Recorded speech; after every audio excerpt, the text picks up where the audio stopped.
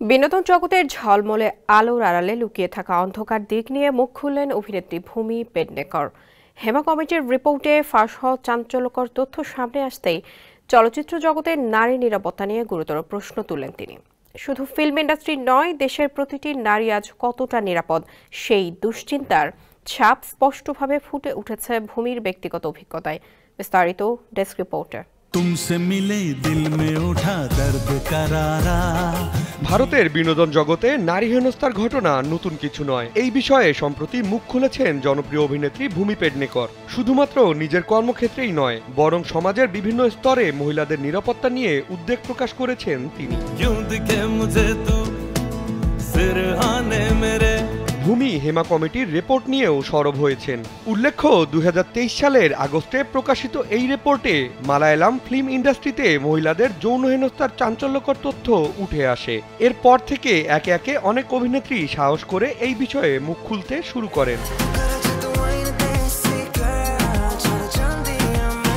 এই প্রসঙ্গে ভূমি বলেন, ভারতের সব ভাষায় ফিল্ম ইন্ডাস্ট্রিতে এই ধরনের নিয়মকানুন অনুসরণ করা হয় না। কিছু কিছু ইন্ডাস্ট্রি এই নিয়ম মানলেও অনেক জায়গায় এখনো এর যথাযথ প্রয়োগ নেই। এই রিপোর্ট যেসব ঘটনা প্রকাশ করেছে তা অত্যন্ত নির্মম এবং এই ধরনের ঘটনা বন্ধ করতেই হবে।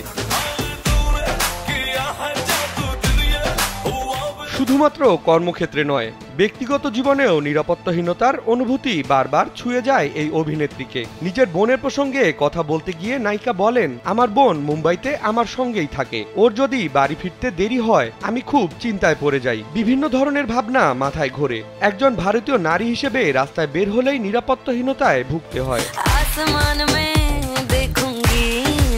এই অভিনেত্রী আরো বলেন, প্রতিদিন খবরে নারীদের উপর অত্যাচারের ঘটনা দেখে এক ধরনের মানসিক ক্লান্তি এসে যায়। সমাজে নারীদের নিরাপত্তা কতটা নিশ্চিত তা নিয়ে বড় প্রশ্ন থেকে যাচ্ছে।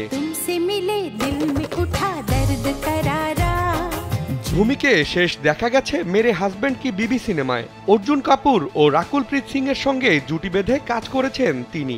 সিনেমা মুক্তির পর দর্শকের ভালোবাসায় ভেসেছেন এই তারকা। বিনোদন ডেস্ক, কালবেলা।